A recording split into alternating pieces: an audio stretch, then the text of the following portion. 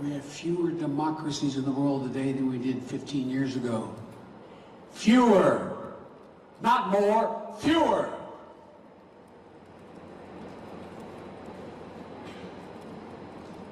I want to thank all of our distinguished guests that are here today, the Chairman of the Joint Chiefs, the Secretary of the anybody else. What about that? What's the big deal? Now, I don't like to, outline the next steps we're taking against. I'd like to outline the next steps we're taking against the Omicron variant. The trucking industry petitioning the Supreme Court to repeal your vaccine mandate. They think that it's going to harm the supply chain. But even Dr. King's assassination did not have the worldwide impact that George Floyd's death did. So the question I have for you, sir, if you'd let me finish, is why do you suppose such large segments of the American electorate have come to harbor such profound concerns about your cognitive fitness? Thank you. I have no idea. Did you overpromise to the American public what you could achieve in your first year in office? And how do you plan to course correct going forward? Why are you such an optimist? One more follow-up. Around this time last year when you were campaigning in Georgia, I think one of the things you told people was the power is literally in your hands. You know, if voters give Democrats the House and the Senate and the presidency, that all these big things can get accomplished. And, you know, we've seen stalemate, we've seen things being stymied. Why should folks believe you this time around? Can you think of any other president's done as much in 1 year? Name one for me. I'm asking you. I'm serious. You guys talk about how nothing's happened. I don't think there's been much on any incoming president's plate that's been a bigger menu than the plate I had given to me. I'm not complaining. Knew that running in. And the fact of the matter is we got an awful lot done. An awful lot done. And there's more to get done. But look, let me ask a rhetorical question. No, I won't. Anyway. But I might point out, when I went to Dearborn, driving that, was up there. I don't know, man. I think the press thought I was crazy. I enjoyed it so much going up and your new EV factory and that Hummer. Well, could school reopenings or closures become a potent midterm issue for Republicans to win back the suburbs? Oh, I think it could be, but I hope in God that look, maybe I'm kidding myself, but as time goes on,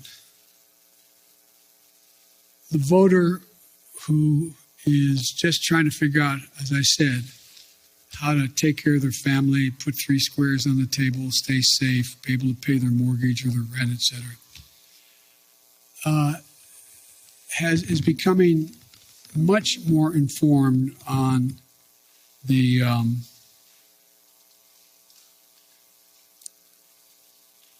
motives of some of the political players and some of the political parties. And I think that they are not going to be as susceptible to believing some of the outlandish things that have been said and continue to be said. You know, every president, not necessarily in the first 12 months, but every president in the first couple of years, every president, of the last presidents, at least 4 of them, have had polling numbers that are 44% favorable. So it's this idea that, but you all, not you all, but now it is, well, Biden's at, one poll showed him at 33%. The average is 44, 45%. One poll him at 49%. I mean, the idea that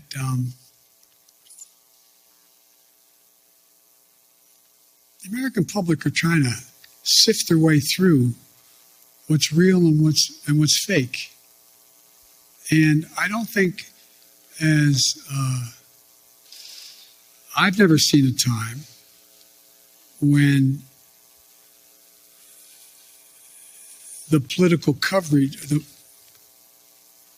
choice of what political. God bless you all, and may God protect our troops. And by the way, the reason we're not going to have any time for questions now is these guys got to get quickly on a plane and go out and do a major announcement in Ohio. And you guys will ask me all about Russia and not about anything having to do with chips. Jobs. And I was kidding Pat earlier. I said, I may need a job. And he said, well, it's not bad. You start over $100,000 on the line, but I got to get some training. But look, at this. Jennifer Jacobs at Bloomberg. Thank you. Okay, thank you. Hold on to it. The U.S. is Experiencing record inflation, the worst in 30 years, way beyond expectations. OPEC didn't increase oil production. Can you tell us a little bit about how you would prevent the new spending in your Build Back Better agenda from exacerbating the problem? And also, what else are you going to do to fix this problem with inflation? All right, thank you. Well, let's start with this. Prices have gone up, and families and individuals are dealing with the realities of that bread costs more, that gas costs more. Does the president believe that a 15-week-old unborn baby is a human being? Are you asking me if the president supports a woman's right to choose? He does. Go ahead. I just love the idea of exploring the unknown. And then there's other things that we just haven't figured out or discovered yet. Just to be clear, and I know that's been a criticism, so that's why I said that, not an accurate one.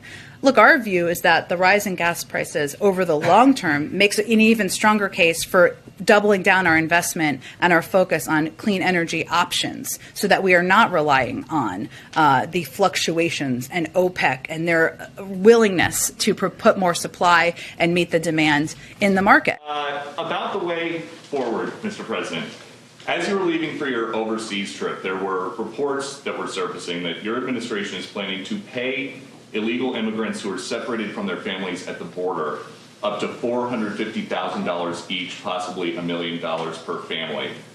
Do you think that that might incentivize more people to come over illegally? If you guys keep sending that garbage out, yeah, but it's not true. So this is a garbage report?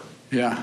Okay. So $450,000 per person. Is that what you're saying? That was separated from a family member at the border under the last administration.